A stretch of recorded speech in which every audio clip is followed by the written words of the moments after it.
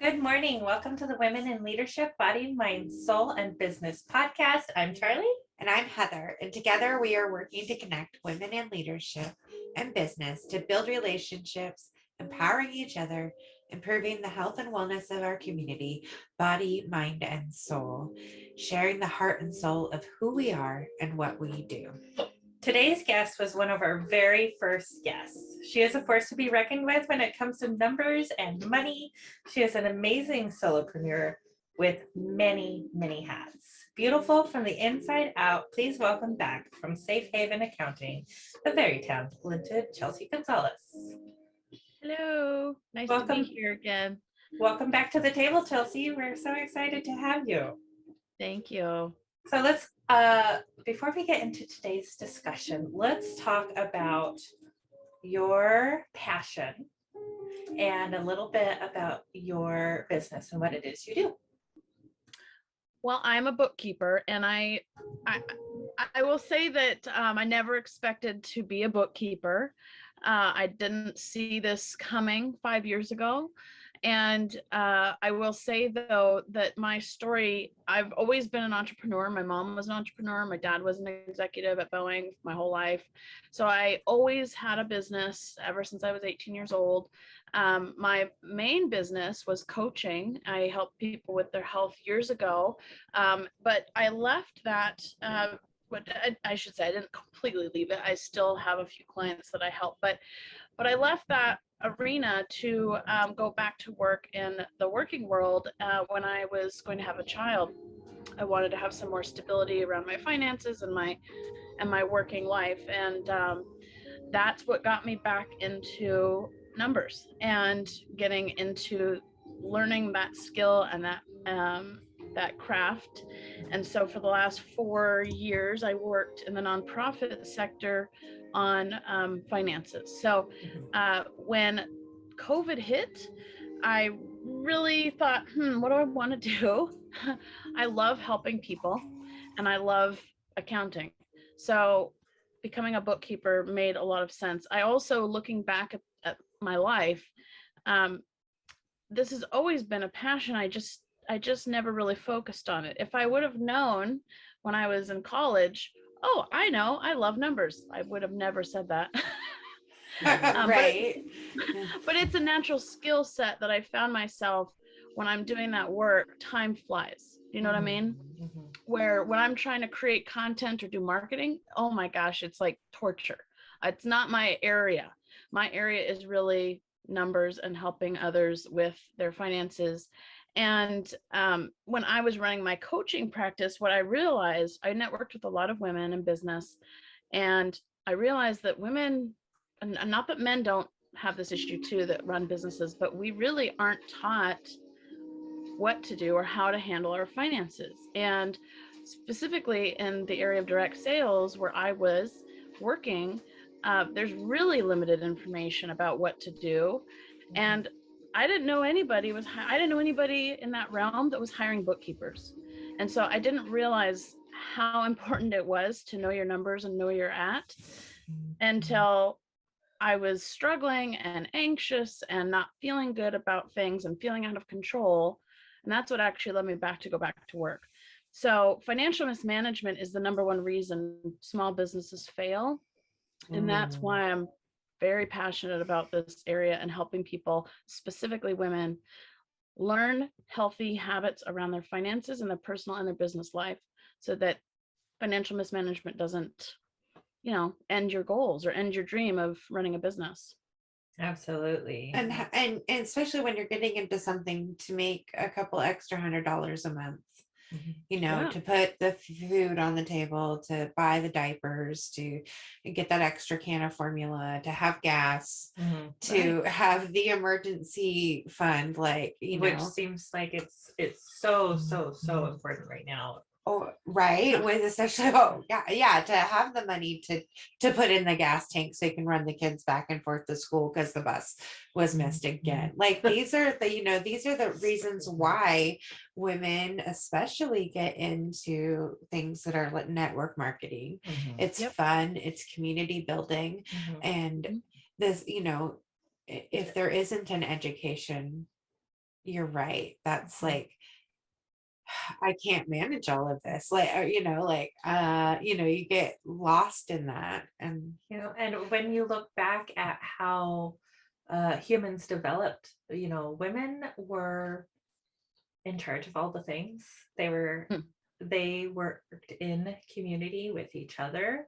They supported it takes a they village, didn't right? have to know everything. They just knew who did the things, right? did So what. everybody had a piece of the Mhm. stuff. And that's what I love what we're doing, that we can connect with you.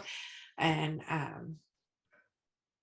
Yeah. gosh, Yeah. yeah, Oh, I love it. it's I so love cool. it. I So, love it. I'm um, so excited for what you're doing. And you, especially this time of year, you've been working so hard for in tax season, and you took time out to be with us today. So thank you, thank you, thank you, thank you.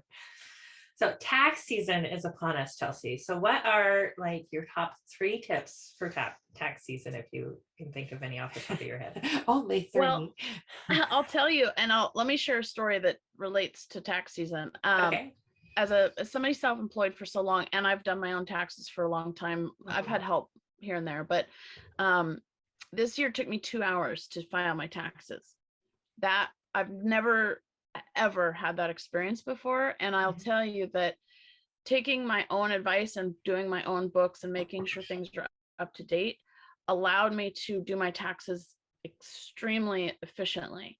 And if I had hired a tax professional, that process would have saved me time and money, because they charge hourly generally. Mhm. So if you bring them a shoebox full of receipts that aren't sorted or anything, they're like, this is going to probably cost you a little bit more money than It's if gonna you take just you a while. Yeah. versus coming with your books and your reports from last year and say, here's my reports, everything's done. So that was my own personal experience this year. Was in years past, it would take me a week or more to gather everything, to make sure I didn't miss anything, to go back and categorize all my receipts because I wasn't doing it monthly. So a lot of the tips I'm going to talk about has to do with habits that are beyond just this time period. Mhm. And Nice. so one of those habits is keeping up on a monthly basis, or more if you need to. If you have a very big amount of transactions in your business, it might be more often than that, like weekly. Like I do my books, I don't know, monthly, because I don't have massive amount of transactions. But knowing your numbers and keeping them up is really the first tip.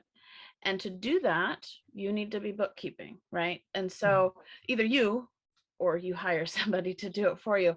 And there are ways, and specifically when it comes to your business structure, if you're a solopreneur and it's pretty simple transactions, do it yourself. I mean, I did for a long time, and there's plenty of places that you can learn how to do it. YouTube is a great source, just saying. YouTube University. YouTube University. You Yeah. can learn anything. And I will say I also work part-time for Intuit, who created QuickBooks and TurboTax and Mint.com and all those wonderful tools. I have to say, I didn't know this about them until I worked for them, but their mission is to help small business owners get their books and their taxes in order. I mean, that's their mission, is to help people get that done correctly. Mhm. And that's important. That's a great goal, I think. I like being part of that. And I'm a big techie person. And so having simple tools that you can also Google, like, how do I categorize this? Google it. And Intuit has a whole article about it. So I will say that do it yourself is great until a certain point. And usually there's a certain point where either you're not able to keep up, you're not sure about a tricky situation with deductions or taxes. I do not file taxes. I'm not a tax professional, so I can't give tax advice, but I'm a bookkeeper. And so I do see a lot of different books. I'll say that. And let me just say this, I like that. especially working for Intuit, where I see a lot of different shapes and sizes and types of businesses. I've not seen one clean set of books, except from one client I have outside of Intuit that came from a great bookkeeper. But truly, they're complicated when you have as your business grows. And so having somebody there that really knows how to make it pretty clean, simple, so you can understand it, so they can explain your financial reports to you. You know, financial reports are built for bookkeepers and accountants. They aren't really built for small business owners, right? So having somebody there to at least analyze and help you understand it is important. So the first tip is know your numbers, make sure your books are being done by somebody or by yourself. 2, having help,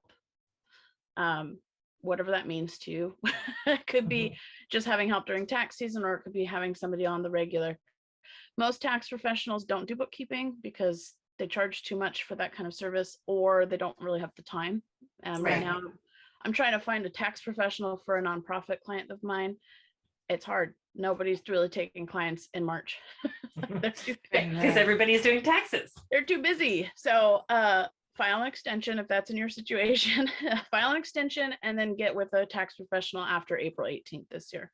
I have a question, Chelsey. Do you help people set up their books so they can do it themselves? I can. Actually, I'm doing that for somebody right now who has a financial background, but they haven't really done bookkeeping, but they have the brain power to do it. And I don't mean, I shouldn't say brain power, personality type to do it, because some people do not want to do books, right? It's just not, it's kind of like me in content creation. I don't really want to do it. I want to outsource that. I can be much more productive and revenue creating in my genius work, which is numbers and books and accounting, versus something like content creation. Stay in your zone of genius. And honestly, financially, it makes more sense to do the things you're really good at and that are creating revenue, and outsourcing the stuff that's not. And so that's how I look at things. Did I answer your question? You did. Yes, you did. Great I know we went on that whole conversation with it, but yes, you did absolutely answer the question that you do help people set up books, and that it's not that each of us can't do it. It's that some of us, it's just not your zone of genius, or if you're working through money issues, right? Like if you're in a time of working through your money energy, like having someone that can just hold your hand through it, like, and show you that it doesn't have to be stressful. Charlie does this for me, right? Like she's helped me through some of my money stress, and I'm sure there's going to be more of it, but like as we work through these things that have held us back, just sticking in your lane, find that zone of genius, and it's okay to have help. It's okay to be a part of the community, right? And if all you need is help getting everything set up so that you're not overwhelmed with the backlog stuff, call Chelsey. It sounds like she could help you out, right? And I think too, some people are like, I want to start a business, but this piece scares the SHIT out of me. And I don't want to start a business because that means I'll have to know these things. Well, you don't. You don't have to know these things, right? Like, but you need to know where to go to get it, right? Like exactly. And I will tell you, and this is something I didn't really realize until this year, the IRS requires you to know some things and to file taxes accurately, and that's how they treat business owners. And I didn't really have that perspective on it before, where I'm just kind of winging it.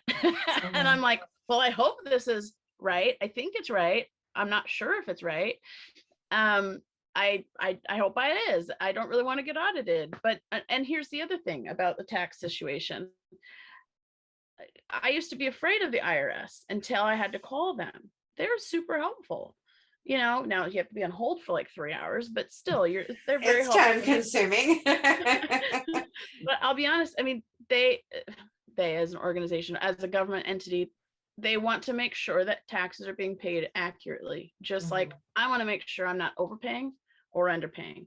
And that's really essentially what bookkeeping can help you with. Is bookkeeping is really reflecting what's happening in your business financially, and making sure that then you can calculate how much do I pay in taxes. I mean, that's fundamentally the purpose of it, to make sure that you know what's going on. And when it comes to building business, I like to use this analogy. If you're going to go on a journey and you know where you want to go, you can't create a plan until you know where you're starting from, right? You have to know both where you're starting and where you're going. Same thing with financial goals. If you don't know where you're starting and your books are a hot mess and you need a whole year of cleanup done, it's hard to set goals for the future.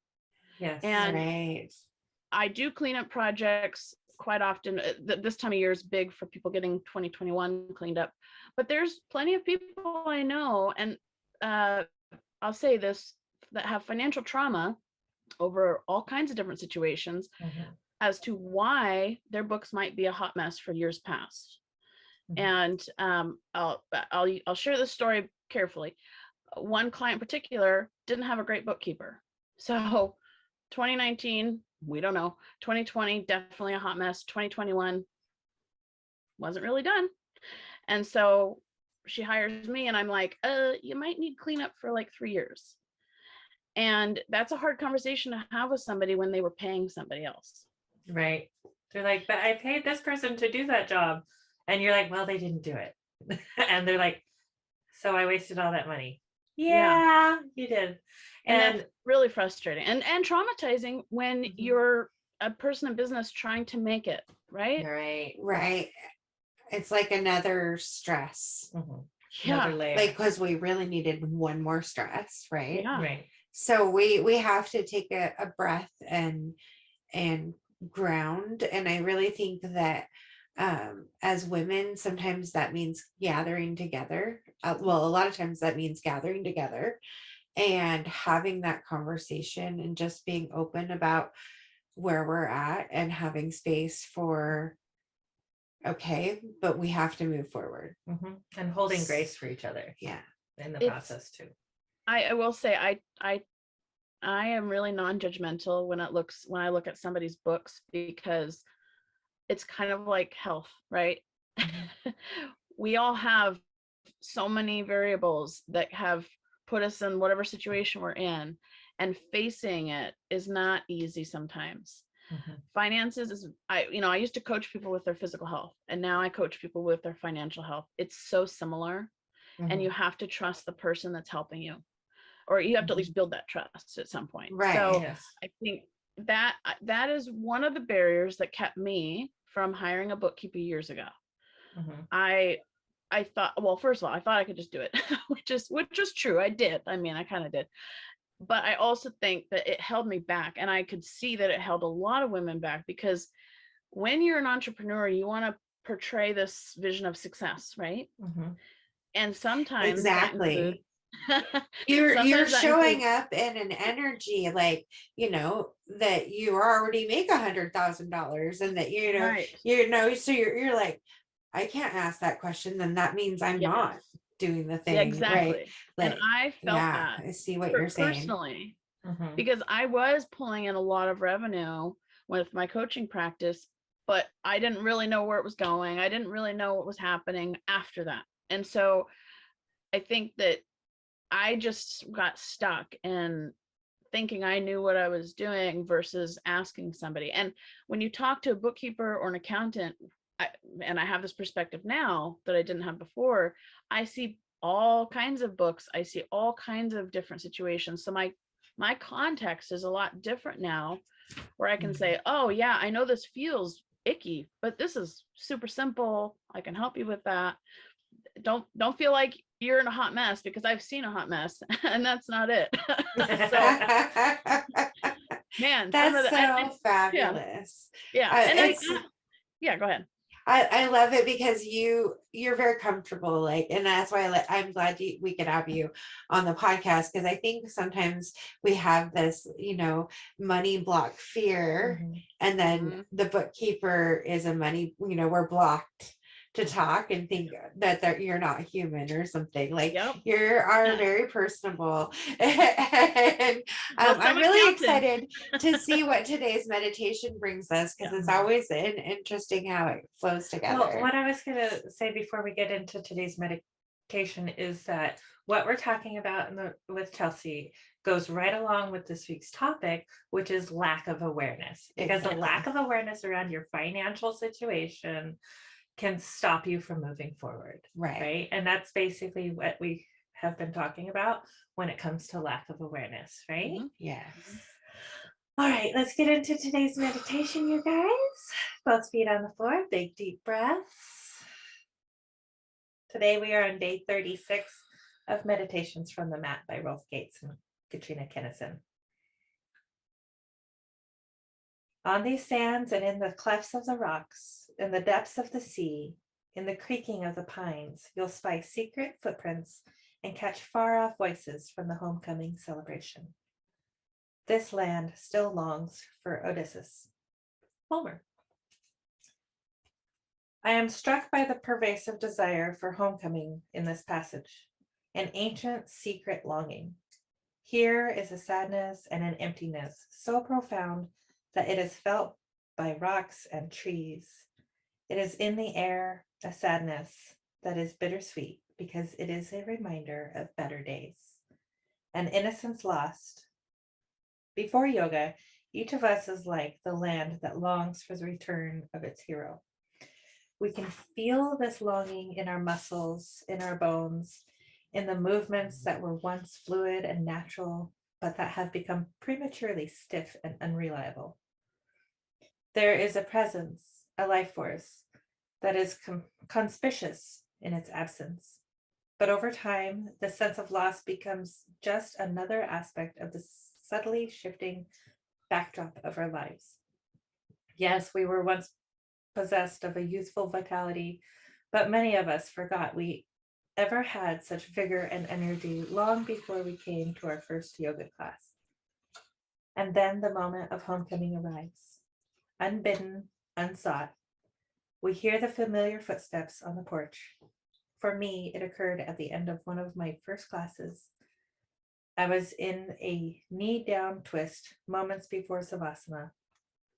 I don't remember the rest of the class, but I do remember a sudden opening and a sense of suppleness in my spine that I'd never expected to experience again. I felt well in a way that I had let go of ever wanting to feel again. There is a wisdom within us that is more powerful than our despair. There's movement toward health that our intellect can merely glimpse. Once in a while, it is the same impulse that causes plants to face the sun, animals to take care of their young, people who say, I never sweat, to try a hot yoga class. This life force has provided us with the priceless, miraculous opportunity of our yoga practice. All we need to do is cultivate an open heart to express our gratitude both on and off the mat, and to celebrate the return of our hero.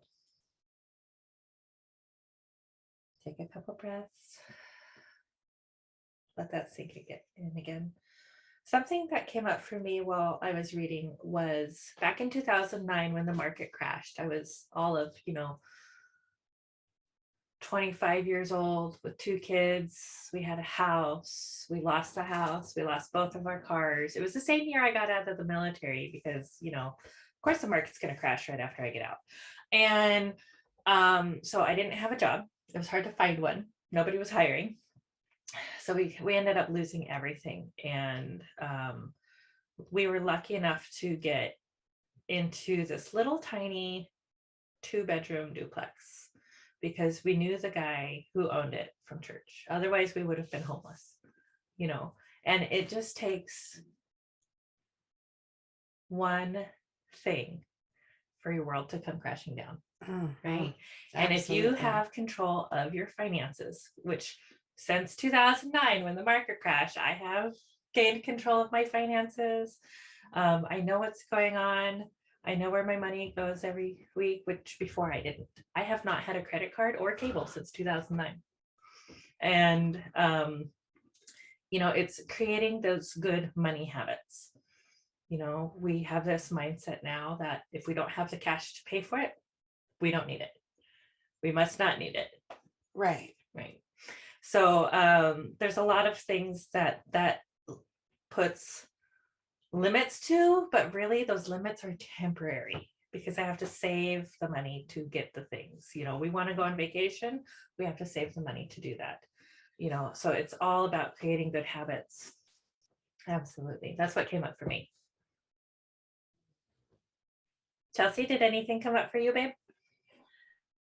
Well, thank you for sharing that story. And I will say that change usually comes with pain, right? Mhm. Like we have this serious pain, whether it's in our physical health or financial health. Like that's pretty devastating that you were almost homeless because of not being able to work, Right.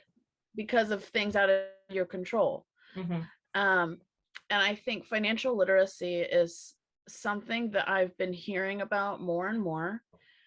When I was in high school, we didn't talk about No. finances. We didn't talk about debt. We didn't talk about credit cards or any of that.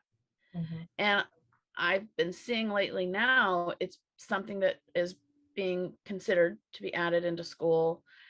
I think, gosh, that's needed because yes, I know my child is going to have financial literacy because I have gone down that path of learning and teaching myself and finding resources and getting mentored and all these things and taking lots of training. And I'll pass that on to him, and I'll pass those habits on to him that I think are useful. But there's a lot of people in this world that don't have that. Right. And the one thing that can help, I think, is putting that into the school system. Years ago, I took the Dave Ramsey course, which most people have heard of. Yep. The reason I landed in that class was because I made a really stupid decision and bought a really fancy car and put myself in a bad place financially. And I went and learned all about how bad of a decision that was. But that's what started me on the financial literacy path. Same. So Definitely been there. We found my family. We found Dave Ramsey's baby steps shortly after we lost everything. We're like, we can't let this happen again. What are we going to do to move forward? We still had like credit card debt from like 8 different credit cards. We still had money that we had to pay for when we lost our house. We still had to pay money. It wasn't like the $150,000 we still owed on the house, but Right. we still had to pay, and we had to figure out a way to make that work. And we never did. We never did file for bankruptcy, which was an option that we could have done, but we decided that wasn't something we wanted to do. And it took us about 12 years to clean up our credit, but now we have great credit. So, financial habits, you guys, it's good stuff. And another good thing to just start. So there you go in the journey, and this is perfect because you're going to provide awareness to yourself for different things along your journey. And so by making financial education a priority, by making our health a priority, we've all created amazing different things. I know between Charlie, Chelsey, and I, we have each shed well over 100 pounds. We are like amazing ladies when it comes to these things. And we know that it isn't just pounds on us, right? We know that it's mindset, self-care, spirit. It's a lot of things. So today I wanted to talk about eating to combat brain fog. So what is brain fog? It's known difficulty to pinpoint. Speaking of brain fog, What is brain fog? Well, let me show you. It's hard to pinpoint the source of brain fog. It is, slow thinking, haziness, difficulty focusing, confusion, lack of concentration, forgetfulness, cloudiness in your thought processes, and even difficulty communication. So you think about like all those things your brain is gonna do for you, like then you're gonna try to talk to somebody, like, so the causes are not clear. So these are things you have to kind of work through for yourself, like if I'm having brain fog, or maybe you didn't even realize that you had brain fog. And I think that's kind of when I've tried something and it's been an unexpected health benefit, is clearing the brain fog, like that you didn't even know was there. So according to nutritionist Uma Nadu, MD, eating excess sugar, caffeine, and alcohol contributes to these symptoms. Well, yeah, so like we've been brain fog, it's like being hungover. Right? Right. Oh, yeah. So consistently eating a balanced diet with lots of nutrient dense and antioxidant rich foods can help.